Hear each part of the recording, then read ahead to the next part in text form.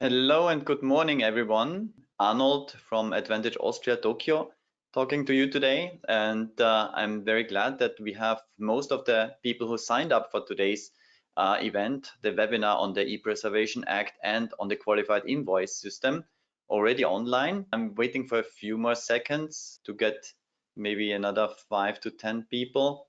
that have signed up. And already want to express my gratitudes also to the cooperating chambers that we had here. And this is a joint event from the Advantage Austria Tokyo team. That's the Außenwirtschaftscenter Tokyo for all the Austrians online. And we are joined this webinar by the several chambers here in Japan. It's Switzerland, Spain, Denmark, Netherlands, Finland, and South Africa who have joined this webinar today. So I'm very glad to have all of you here on board. And I see a few more people dropping in. So for the event flow of today, this is a first try that we do. We mix the English and Japanese language quite a bit because we thought it's very valid for all of the English speakers, often the representatives of the foreign branches here in Japan, to get a good English overview, and then maybe also to dive a bit more deeper in the Japanese session. So we will have basically two topics today. That is, and I will just maybe share my screen to make it a little easier. So maybe just give a short overview of the agenda today. So as you can see, we have the E-Preservation Act and the new guidelines for the E-Preservation and then the qualified invoicing system. And we will mix English and Japanese. So we'll have a short English summary on the two topics, and then have the bit more extensive, the Japanese version on each of them. And after the English versions, we can always do a short Q&A for 1 or 2 questions. And we will have a joint Q&A at the end of the session today. And it's my great pleasure to welcome Jürgen Dumont and Kentaro Togashi, both from Mazar here in Japan, one of our trusted tax accountant and tax consultants that we have here. And they will then, of course, deep dive into the topics. Before that, I would like to hand over to my colleague, Dominic, who is at our office doing legal and tax consulting services. And just want to remind everyone, we are recording today's session, so it's for later viewing for all of you. We'll send out the recording and the slides from today's presentations. And please do not hesitate to type any questions into the questions field. We can ask them in the Q&A. If you rather want to raise your voice later in the Q&A session, please write so in the questions, and we can unmute you, of course. So with no further ado, Dominic, maybe an overview on what we are doing in our office for tax and legal consultings. Thank you, Arnold, and konnichiwa, good afternoon from Tokyo. So my name is Dominik Vranešits. I'm here with the team of Advantage Austria Tokyo in my 4th year already. So I've been working here for 3 years and a little more, a few months now. And I'm basically in charge of tax and law-related inquiries from Austrian companies. And I would just like to give you a brief overview of what I'm doing here on a daily basis. So if you see any topics that might be interesting for you, or you have any questions concerning one of these topics, or even also concerning topics that we don't mention here, please feel free to get in touch with us. We have a quite broad network here. We are connected to law attorneys and also to tax consultants. So 2 of them we will have here today as well presenting. So basically broken down into categories, I'm doing market regulation here. So supporting Austrian companies to enter the Japanese market and providing information on regulations, norms, and certificates, and also notifications that are required for the Japanese market. So we have a lot of information on this also in German and in English, but some of that information is only available in Japanese, so it's very specific. And if you have any troubles finding information online or need information, so please feel free to ask us about that. We can help. And the second big point is tax and law inquiries. So this is actually also connected to this seminar today. We're providing basic information on Japanese laws and taxes. And also if it goes deeper, we of course are in close contact to our local tax accountants and attorneys who can provide even more information, of course. Another big topic is immigration. So especially during these last 2 or 3 years, this topic was actually quite intense, as you all know, because of the pandemic. The Japanese government has introduced quite some unique rules. They have been lifted just recently, as a matter of fact, almost 1 month ago. But during the last couple of months and also years, actually, we had a lot of work to do related to this. But also, you know, when it comes to visa issues or to expats coming to Japan or business trips, concerning questions such as if for certain fields of activities here in Japan, if there is the necessity to obtain a working visa or not, or if you need a COE or not. So we can also support you in this kind of affairs, because we have a lot of know-how actually on that, because we're doing it quite often. And last but not least, of course, the whole customs area. So providing HS code information, helping companies to use the access to markets database to find information, and also support urgent customs clearance cases. So we actually had one yesterday. For us, it's sometimes quite easy because we can operate under the name Austrian Embassy Commercial Section here in Japan. So it's very easy for us. It might be easier as it is for other people to get access or to reach out to the actual people in charge, to the customs office itself. And so if you need any support regarding one of these areas, please feel free to get in contact with us. And yeah, that's basically about my work here at Advantage Austria Tokyo. And without further ado, I would like to hand over to Jürgen Dumont. Thank you. This is Jürgen and Ken from Mazar. Thank you for the kind introductions to the Joint Chamber webinar. And it's our pleasure to present two tax topics. And we will do it first in English through myself, and then I will pass on to Ken to explain things in Japanese. Let me start with showing our screen. We have actually updated here the date, saying staying tax compliant beyond October 23, which speaks to the qualified invoice system to be implemented. However, I would like to start with new regulations regarding the preservation documents, which is governed by the E-Preservation Act, the short form of the Japanese relevant law. And please allow me to highlight the facts we think are relevant and should be remembered. And I will not go into detail in relation to what we are presenting here on the screen in our presentation, but it will be a source of reference later on, we believe. What is the background of why we are talking about e-preservation? It is, simply speaking, the fact that documents relevant for keeping the books, closing the books, preparing financial statements, and then filing tax returns, that's what we are eventually talking about, the duties in relation to the tax office, are to maintain, to preserve documents for up to 10 years. What has been the principle so far? It has been a principle to store documents naturally in paper as they arise in paper, as they are created in paper. But obviously, by having started a transformation, a digital transformation many years ago, it's a mixed picture, and it will develop further. And the Japanese government is actually pushing also on the tax side, and they've set up the digital agency, and they will accelerate or continue to push for digitalization. And one of those initiatives is actually presented here in this topic. And we are also very briefly touching about a new standard, which will be voluntary, will not be mandatory, which will be introduced as an electronic invoicing standard. But that's just a side note to this presentation.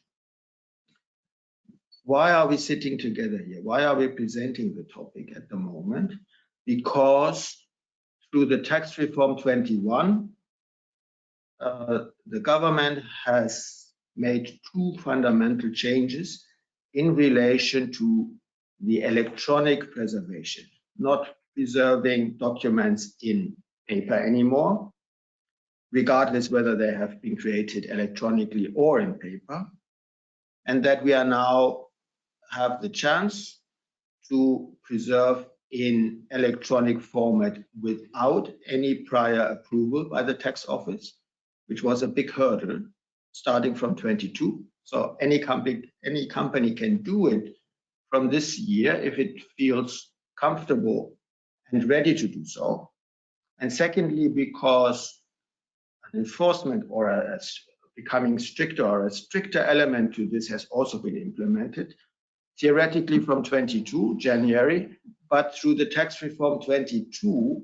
it has been extended. There's a transition rule because the tax office, the NTA, the National Tax Agency Japan, realized that companies and service providers, if I may say, were maybe not ready for implementation, and it had to be postponed. And such, the new rules we will introduce will become effective from January 24. A very brief overview what is relevant from a law point of view, how it is structured. It distinguishes between three broader categories: ledgers, documents, and electronic transactions. And for example, within the category documents, we talk about accounting documents like financial statements, stock count reports, etc. And we also talk about documents that support transactions, and that is documents which are still created nowadays in paper. So we don't have a digital record when they originate. So we have to do something if we want to preserve them digitally. However, the focus of today's presentation is electronic transactions, and you will see quickly why that is. This is again an overview of the categories we have, and we will actually talk about item 3, electronic transactions. What does that mean? It is an exchange of information between business partners, which happens in an electromagnetic format. So there is no exchange of paper anymore. It is just exchanged electronically. And that happens every day more and more. And imagine the invoice you would receive or you are sending to your customers as an attachment to an email, as a PDF. You could still think a PDF is a paper. No, it isn't. It appears to be in the form. If you print it out, it will be paper, but it is already an electronic format. And this could apply to anything that is exchanged electronically. That's the point here. Could be an Excel file, Word file, a scan or photo file, emails, just the email body itself with relevant business information, transactional information is an electronic transaction, and of course also EDI technology. And in future, also our electronic invoices. Or when you sign a contract electronically, which is becoming very popular, that is an electronic transaction. Why are we talking about, and what is the strictness that has been implemented recently? It is that any electronic transaction happening, and every company has electronic transactions, can only be stored going forward in an electronic format. So it cannot resort to printing things out when there is a tax audit, because that would be possibly the current solution how to deal with the tax authorities. And that also means that a company, all of us, have to comply with the rules to be allowed to store something in an electronic format. And that is what we are now briefly introducing very quickly. It is two areas that have to be considered. It's visibility and truthfulness. And visibility means that when data is exchanged electronically and stored by the company, it needs to be logged, or it needs to be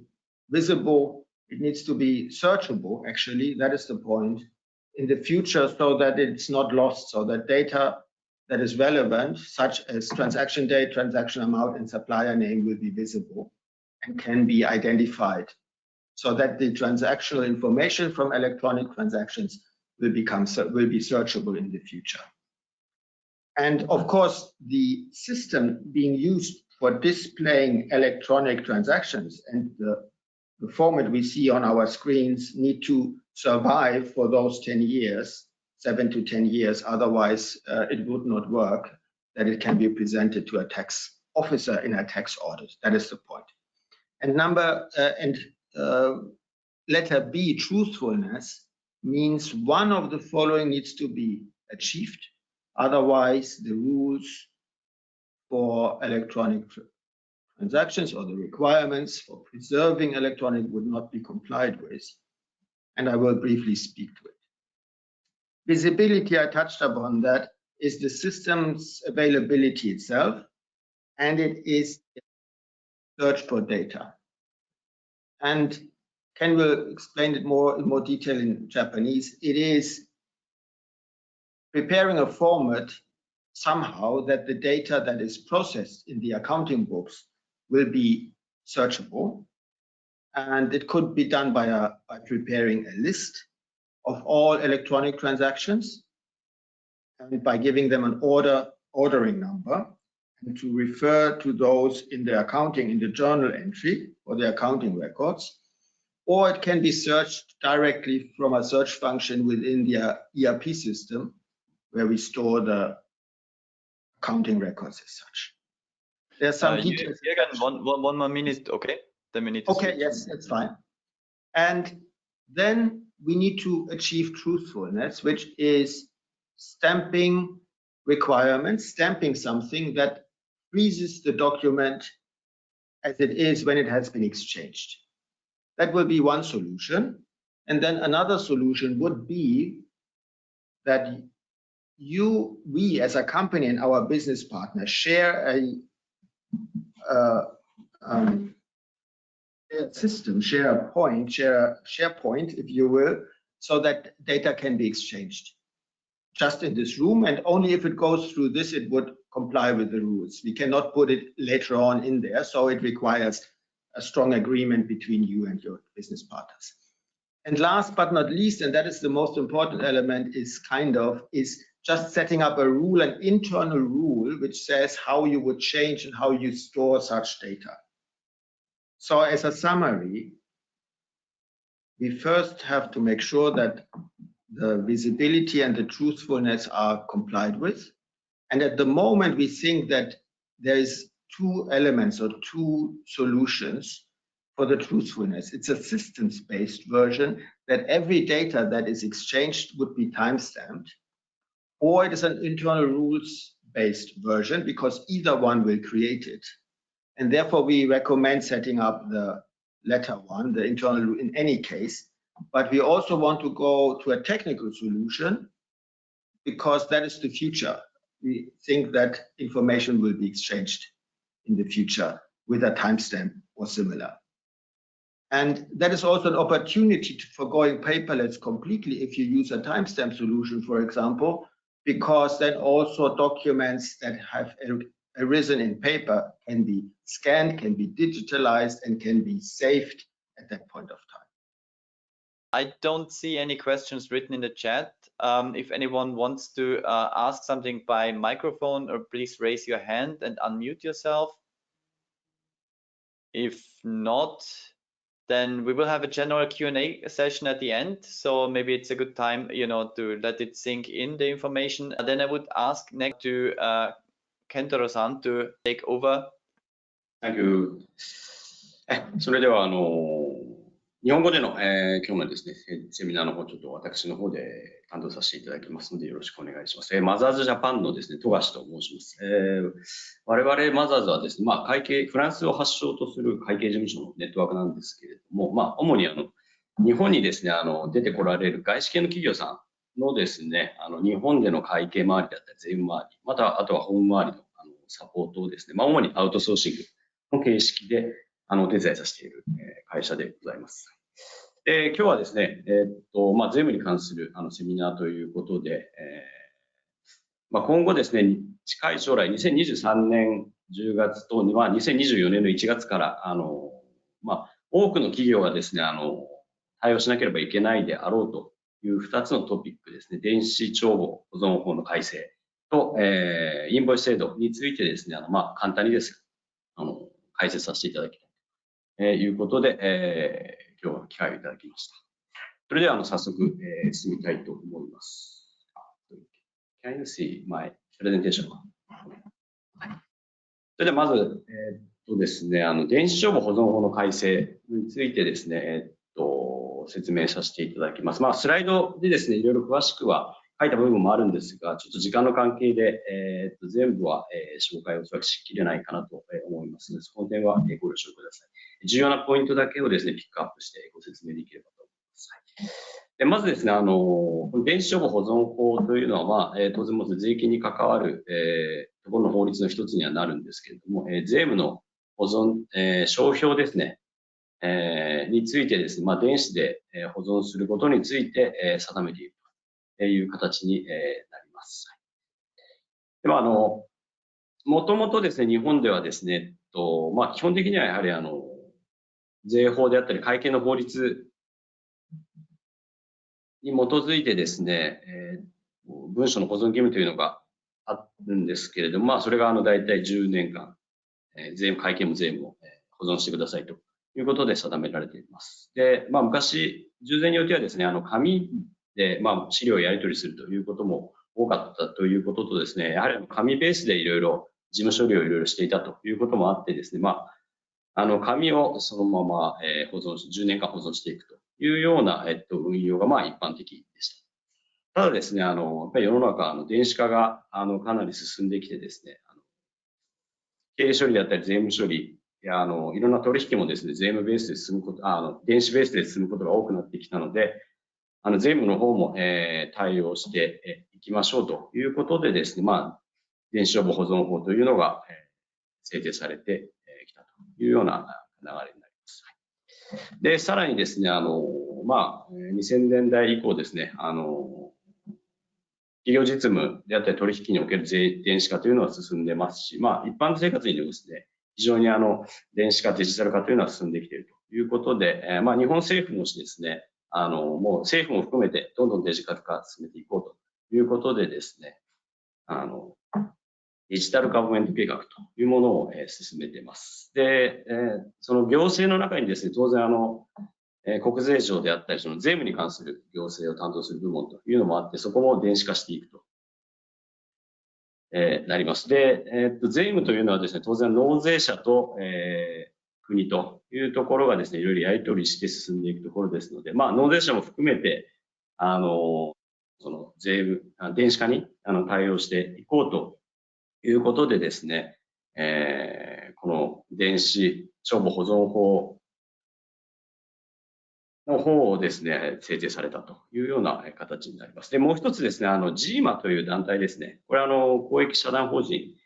でですね、一応政府の外郭団体みたいな形なんですけども、こちらがあります。文書情報のマネジメントのですね、副啓発というところを、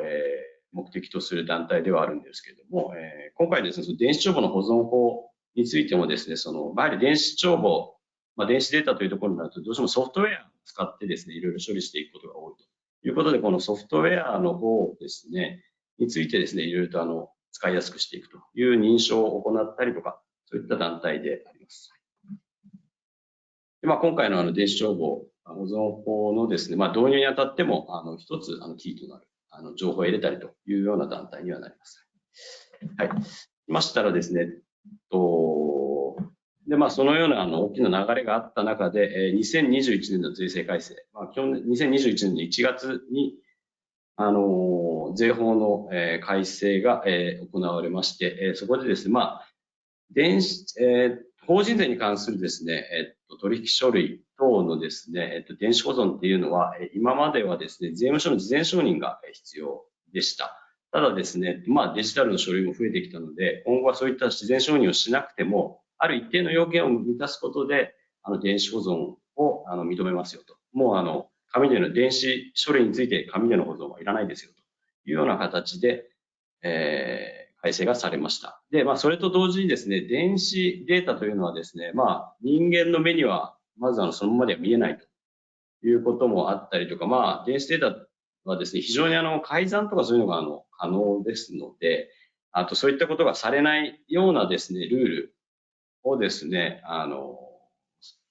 る程度守ってもらうことを条件として電子データの保存を認めるということになります。また、電子データでやり取りされた情報というのは、電子データが原本で、仮にそれをプリントアウトしてですね、紙に保存するというと、紙で見ることはできるんですけど、それは原本ではないということなので、もう、それだったら原本のみの保存にしてくださいということで、電子データでやり取りされる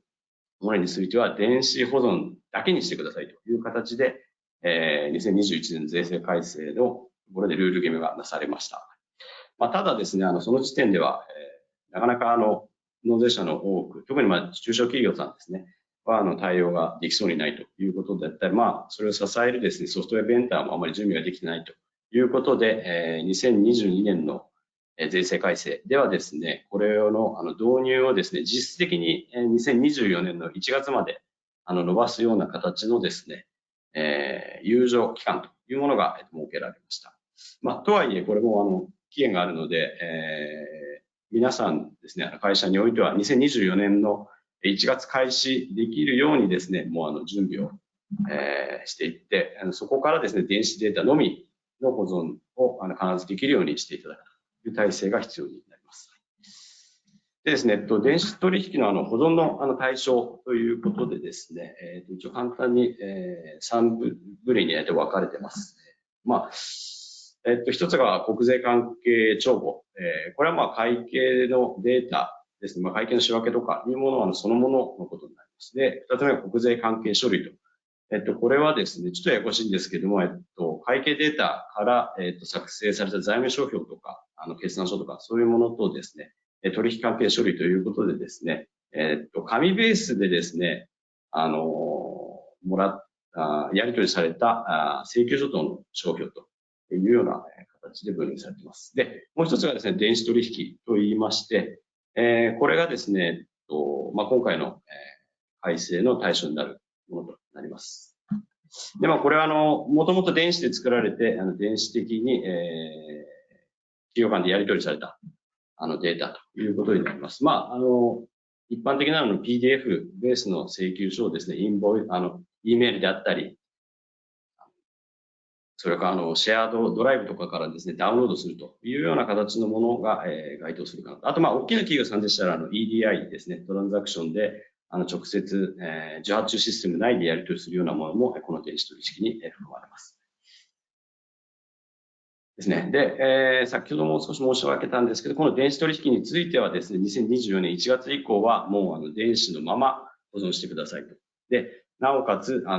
一定の要件ですね、を満たした上で電子保存してくださいということが定められたという形です。で、これをですね、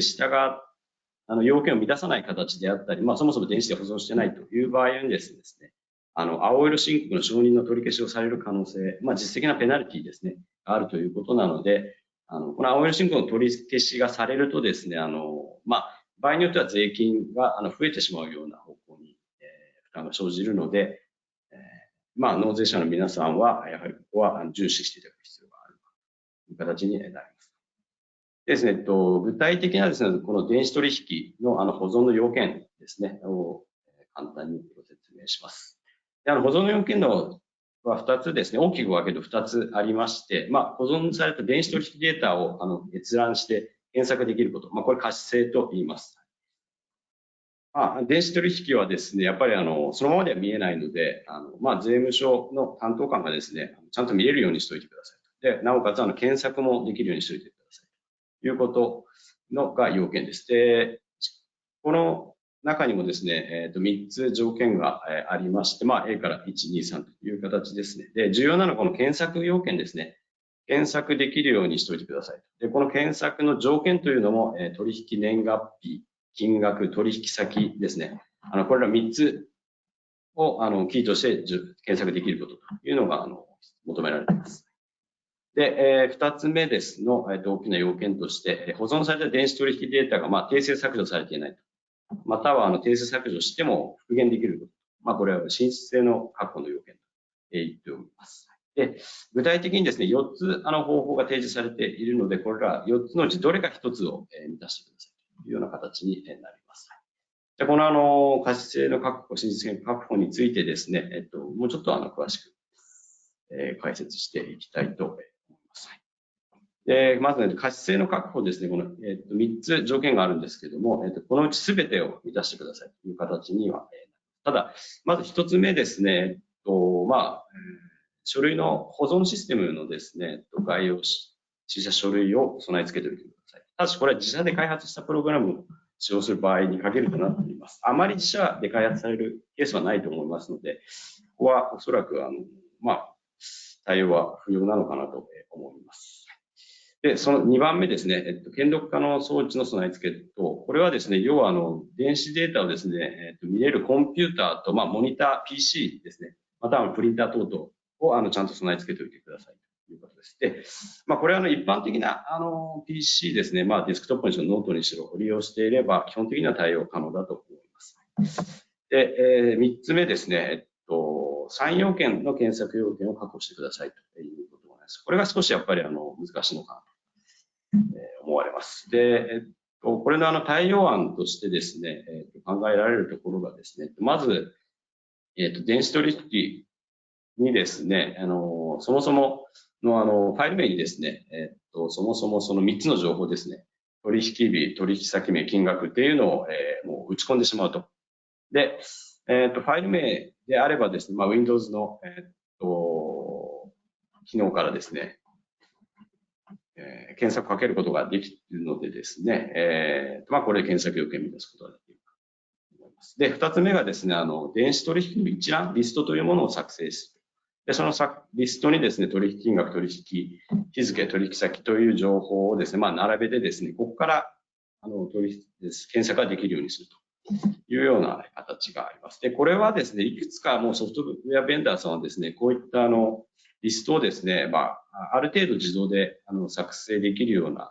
機能をですね、持ったものをですね、提供しているので、まあ、こういったものを検討されているかなと思います。で、3つ目がですね、会計データにですね、検索できる情報を付与するという形があります。で、会計データはですね、もともとですね、その書類、電子の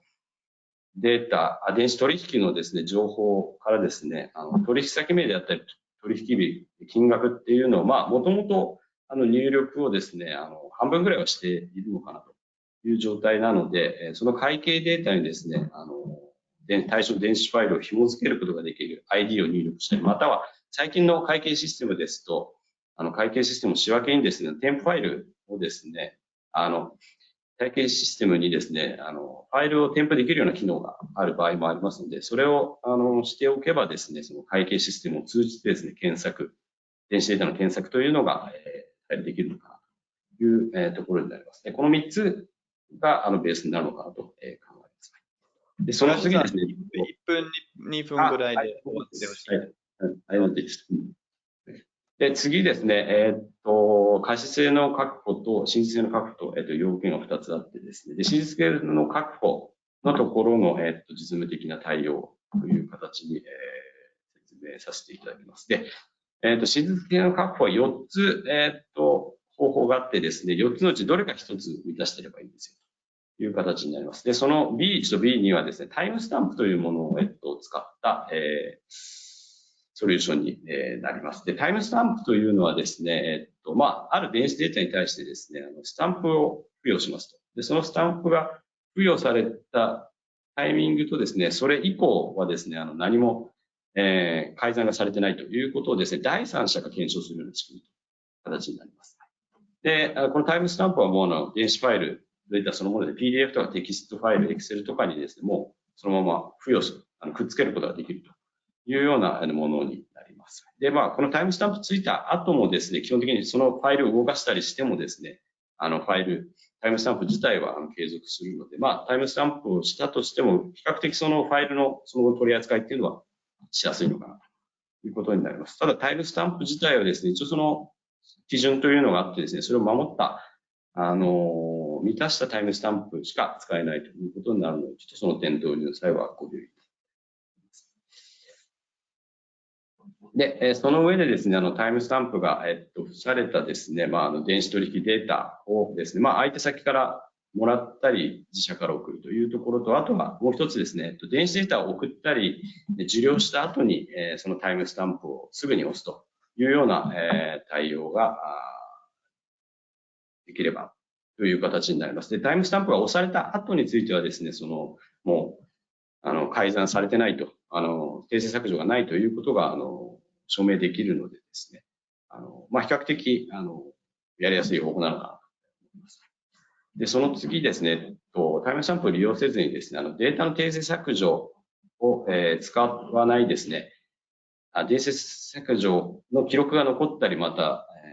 訂正削除ができないストレージですね、を利用して保存するという形で、真実性を担保する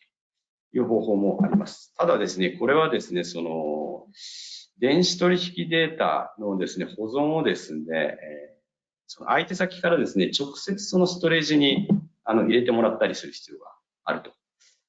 いうのがですね、あります。例えばその E メールで請求書をもらいましたと。で、その PDF が会計の商標になるので、それを、ストレージの方に自分たちで動かしましたとなるとですね、これ直接、授受したという形にならないので、この要件を満たさない形になります。なので、相手方にですね、このストレージに直接入れてくれとか、そういった準備が必要になるので、ちょっとハードルが高いかなと。で最後、一つですね、今言ったですね、1、2、3っていうのはですね、システムをちょっと使って、ある程度お金をかける必要があるのかいうものになるんですけども、とはいえ、やっぱ投資力のない小さい企業向けにですね、規定を作ってですね、その規定にですね、電子取引は、修正、削除しないというところと、または、訂正削除したら記録に残すという、規定を定めてそれを運用してくださいという形での、方法も認められています。これであればですね、投資というか、外部に対して払うお金というものは、基本的には発生しない形になるので、導入は非常にやりやすいのかなというような形になります。ですね。 Yes, Sebastian, I think we have to come to an end of your part, otherwise we will not have time to cover the other topic. So maybe one last sentence. Yes. ですね。はい。じゃあちょっとすみません、時間がなくなってしまったので、そこら辺でそうですね。最後にですね、ですね。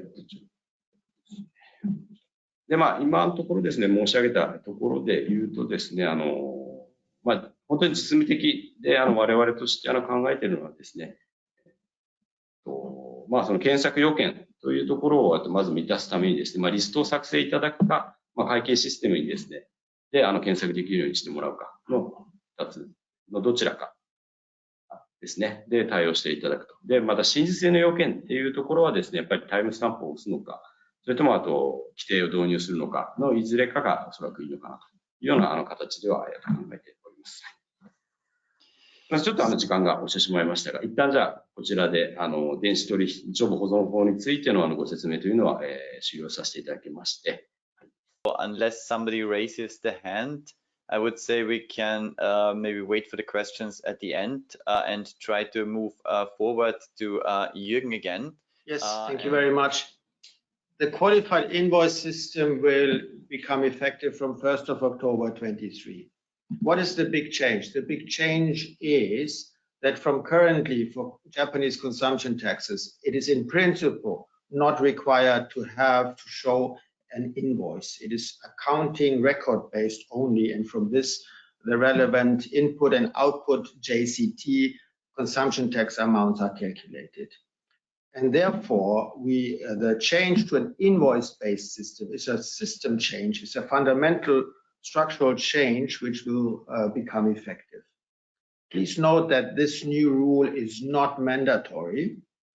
but that it will be quasi-mandatory for some businesses, for most of the businesses, which I will explain in a second. Invoice-based, what does that mean? That means in the future, the rule will be that for a company, purchasing goods or services from a vendor will only be allowed to claim the input JCT amount if the invoice is issued as a so-called qualified invoice. That is the big change. And this qualified invoice needs to be issued correctly by the vendor, and it needs to be retained as an accounting record. And there are some transition rules that even from 23 October, you would not receive a qualified invoice. You can still claim in the beginning 80% and then 50 and then 0. So it's quite a long transition period. From 29 onwards, there will be no claiming of a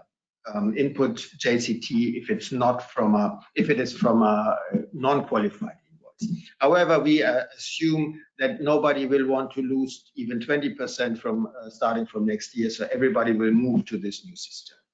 What does that mean as a taxpayer? What does that mean for a company? So first of all, one can only claim input JCT as a corporation who is filing a tax return if it will be received in the form of a qualified invoice. So what does that mean then? Who can issue qualified invoices? That is a company that has registered itself as so-called qualified invoice issuer with the relevant tax office. And that is the key then for everybody who wants to issue qualified invoices. And that is relevant for, in principle, businesses, because if you sell to a consumer, input consumption tax as such does not exist, then it becomes a cost for the transaction for the consumer. So any business selling to another business is requested from a business point of view, we believe, to register as a so-called qualified invoice issuer so that it is allowed to issue a qualified invoice. That is the first key point to remember. And then any company will receive a registration number that it's called. It will be a T in front of the corporate tax number. And this can be searched. So you will have an official from this website you are seeing at the top or at the bottom of this email, of this page. Anybody can check who has officially registered. So if somebody's sending you a qualified invoice but would not have registered,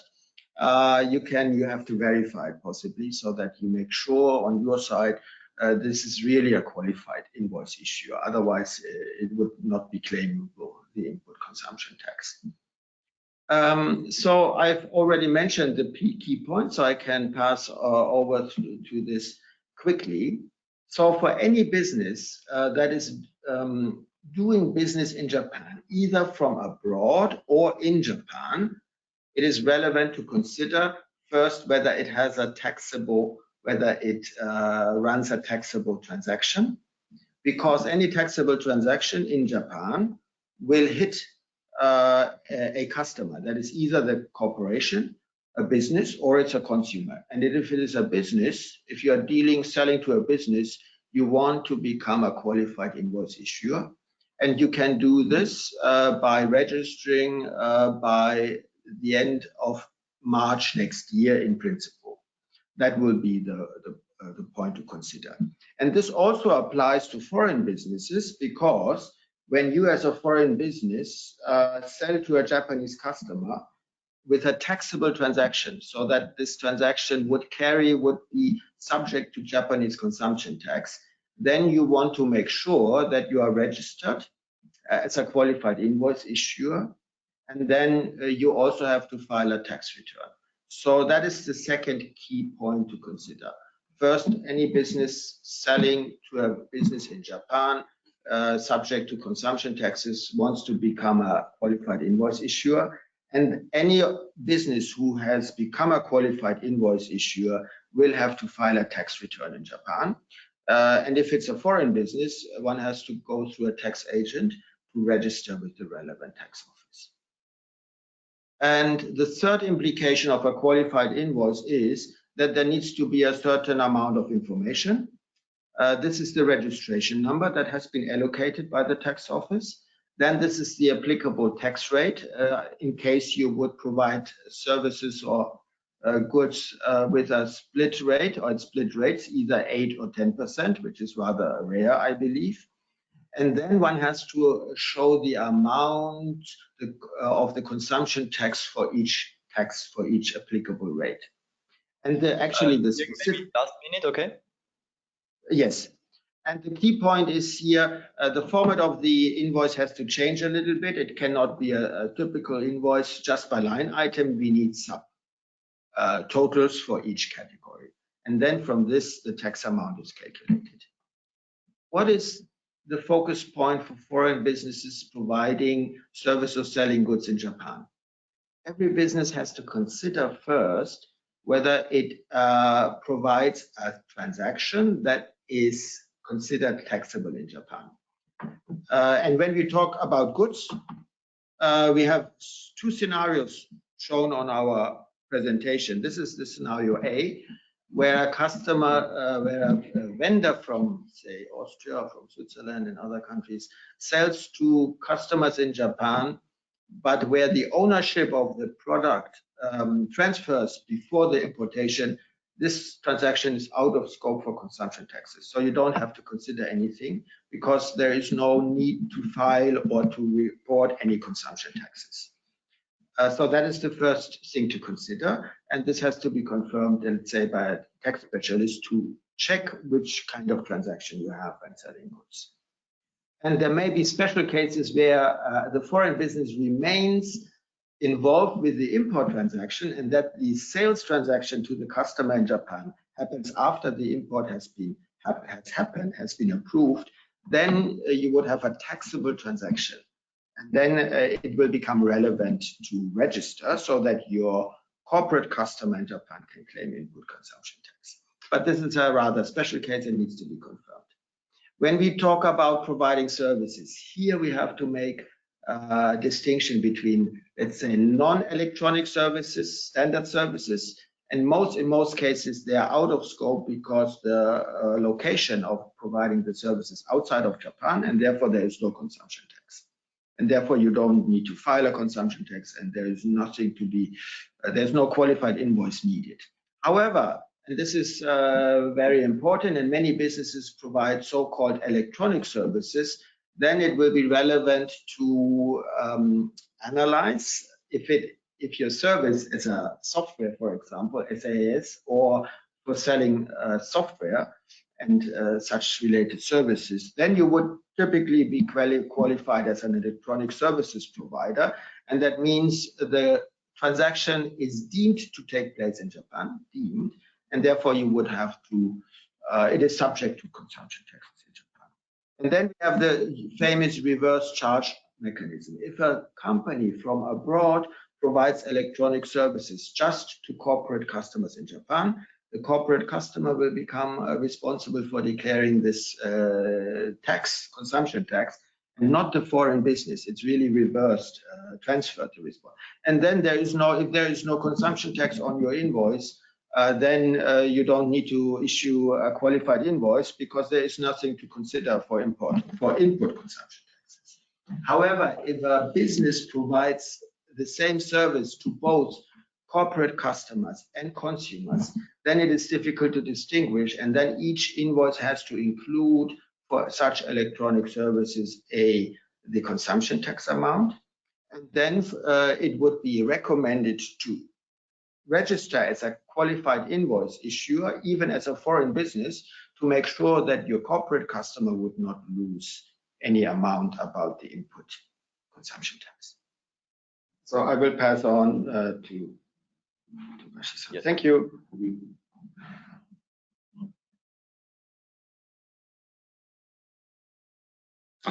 はい、そしたらですね、続いてインボイス制度についてですね、ちょっと日本語ベースでいろいろ解説させていただきたいと思います。はい、まずそうですね、インボイス制度の方ですけれども、これは消費税に関する、一つの制度ということになります。で、2023年のですね、10月1日からですね、この消費税に関してですね、仕入れ控除の要件というのがですね、帳簿請求書保存方式からインボイス方式に転換される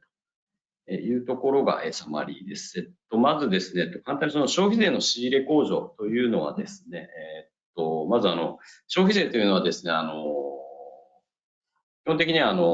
何かサービスを提供したり商品を売ったりしたときに、その価格の 10% をですね、お客さんから一緒に回収してくださいというルールになっています。で、一方でですね、何か取引先のものを買った場合ですね、その本体価格にですね、10% 乗っけたものが請求されて、その 10% 分は取引先に払いますという取引、2つ両サイドがあります。で、消費税の最終的に申告をするときにですね、そのお客さんからもらった消費税と、仕入れ先に払った消費税ですね、これを相殺して、まだお客さんからもらった消費税が多ければ税務署に納付する。で、もし仕入れ先に払った消費税のが多くてですね、足りなくなっちゃったっていう場合は、税務署から還付してもらえるというような制度になります。で、このですね、相殺するための要件っていうのがですね、今までは仕入れ先からの請求書と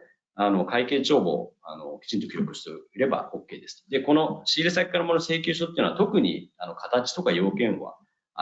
そこまで厳格には問いませんという形でした。ただですね、10月1日以降はですね、この仕入れ控除を行うにあたってですね、適格請求書発行事業者が作成した適格請求書ですね、なおかつきちんとした様式を満たしたものをちゃんと保存しておかないと仕入れ税額控除は認めませんと。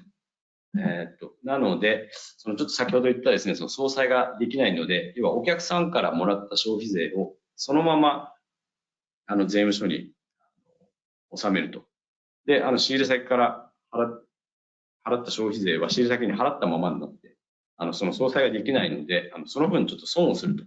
いうような形に変わってしまいます。でですね、このですね、適格請求書というのをですね、どちらかというとですね、皆さんがですね、日本で事業展開されているときにですね、当然日本にいるお客様に、サービス提供して、そこから、請求書を出すんですけれども、そのお客様サイドからですね、おそらくこの適格請求書をくださいと、言われる可能性が高いのかなと。で、そのお客様に請求書を出すために、皆さんも、この適格請求書発行事業者に、登録、せざるを得ないというような状況になるのかなというところがですね、大きなポイントというか流れになりますですね。一応この適格請求書の発行事業者の登録自体はですね、任意です。なので、必ずやってくださいということではないです。原則上。ただしですね、先ほども申した通りですね、顧客側でですね、消費税の仕入れ控除を行うのであれば、適格請求書を出さなきゃいけない。それであれば、事業者登録してくださいというような形になります。なので、お客様がですね、この適格請求書をくださいというかどうかというところが、一つ、この制度の導入のポイントになります。で、もしですね、日本のですね、事業者ですね、事業者の方っていうのは消費税の、申告をしますので、事業者の方は撤回請求書をおそらくくれという可能性が非常に高い。まあ、なので、皆さんも撤回事業者の登録が必要になってくる。で、ただしですね、一方で日本国内の一般消費者ですね、であったり、まあ、外国のお客さんに対してサービスを提供しますよという場合ですね、その一般消費者や外国客っていうのは、消費税の申告とかそういうのはしない、まあ、家電事業者じゃないので、そもそも仕入れ控除という概念もないので、撤回請求書をくださいとは、おそらく言ってくることはないはずなんです。なので、皆さんのですね、取引するお客様はですね、日本国内の一般消費者なのか、まあ、海外の顧客であれば、おそらくわざわざ撤回請求書、事業者の登録は必要ないのかなというようなところになりますので、まあ、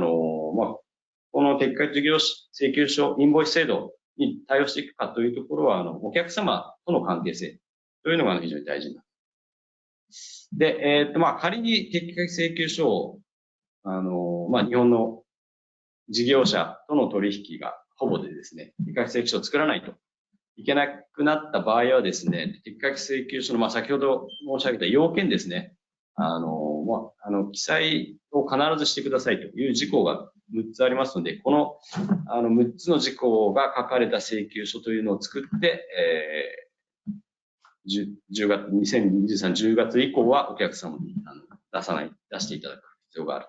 という形になります。で、これがですね、ちょっとでも間違ったりすると、まあ、無効な撤回請求書ということになります。で、お客さん側でですね、その消費税の仕入れ控除というのができなくなってしまう。まあ、イコールお客さんで消費税をちょっと損しちゃうということになるので、この撤回請求書をちゃんと作らないとですね、まあ、トラブルであったり、まあ、将来的には本当、取引も停止されちゃうみたいなリスクはあるのでですね、ここは非常に大事になります。まあ、制度開始される前にですね、まあ、税理士の先生とかにですね、しっかりこの様式大丈夫かっていうのは見てもらう必要があるのかなというところになります。で、今日はですね、まあ、オーストラリアの皆様と、まあ、他の国の事業者の会社様もですね、このセミナーに参加しているということで、まあ、日本に会社がなくて、外国のからです。外国の事業者なんですけど、日本向けにサービスを展開する会社がですね、撤回請求書の、登録必要じゃないかっていうところを、まあ、ざっくりとですね、ちょっとキーとなるところっていうのポイントを説明させていただければと思います。で、まずですね、日本の消費税。In 1 minute, then or 1 or 2 minutes max. Sorry, we're running a bit over. Okay, so はい。であればですね、まあ、一つ重要なのがですね、日本の消費税というのがですね、取引する主体がですね、どこでっていうのはあまり関係なくて、取引が日本で行われたかどうかというのが、一つキーポイントになります。なので、海外事業者方が日本向けにサービスをする場合であっても、その取引というのがどこで行われたかというのをですね、まずは判断していただく。で、まあ、取引が日本で行われたと判断されているのであれば、当然消費税も対象になるので、先ほど申した通りですね、その日本のお客様が、撤回請求書が欲しいと言われれば、発行する義務があるというような形になってしまうのかなと思います。で、もう一つですね、最近その、外国の事業者がですね、日本にサービス提供するという形態の一つとして、まあ、IT サービスというのがあってですね、非常にまあ、最近はこれが増えているというか、まあ、海外の事業者のですね、まあ、特にSaaS 形式のソフトウェアの提供ですね、そういったものが増えています。で、これについてはですね、どこでそのサービスの提供が行われたかというのの判断が結構難しいので、もうサービスの受け手、受領者がどこにいますかというので、消費税の適用を判断するという形になります。なので、日本のお客さんに、サービスを IT 通じて、提供しているのであれば、基本的にはもう消費税の対象になってしまうという形になりますね。で、消費税、日本の消費税の対象になるということはですね、適格事業者の登録というのの検討をしなければならない形になります。ただ、この IT サービスについてですね、もし仮に事業者向けに限定されるようなサービスの場合はですね、いわゆるリバースチャージ方式というのが適用されるので、この場合はですね、外国事業者は消費税は全く気にすることなくてですね、日本のお客様側が消費税の納税義務を負うという形でですね、やはり外国から形になります。で、外国からですね、サービス提供するとなると、この消費税が非常に複雑ですので、サービス展開される前にですね、ぜひ、税務の専門家に相談してですね、きちんと、整理してからですね、整理して、どういうふうに消費税を扱ったらいいのかというのを、正しく理解した上で、事業を進められるのがいいのかという形には、で、すいません。ちょっと最後にですね、簡単にですが、このインボイス制度とですね、あと電子帳簿保存法をですね、踏まえてですね、今、日本の政府の方でですね、ペポルと JP ピントというものを、企画を定めています。これはですね、電子インボイスのですね、共通様式ですね、日本で、こういう形で電子インボイスを作ってください。で、こういう形で電子インボイスをみんなで作れば、誰とでも簡単にこのインボイスの、電子インボイスのやり取りっていうのができるようになりますよね、というような企画ですね。で、この JP ピントっていうのに従って作ればですね、先ほど申したこの適格請求書ですね、いろいろと要件があって正しく作らないといけませんというところがあるんですけども、この JP ピントに従ったインボイスを作れば、もう100% これ、適格請求書の要件は満たしますよというものですので、おそらくこの JP ピントっていうのが、かなり今後は普及していくと思われます。なので皆さんもちょっと JP ピントベースでインボイスを作る、またインボイスをですね、JP ピントベースの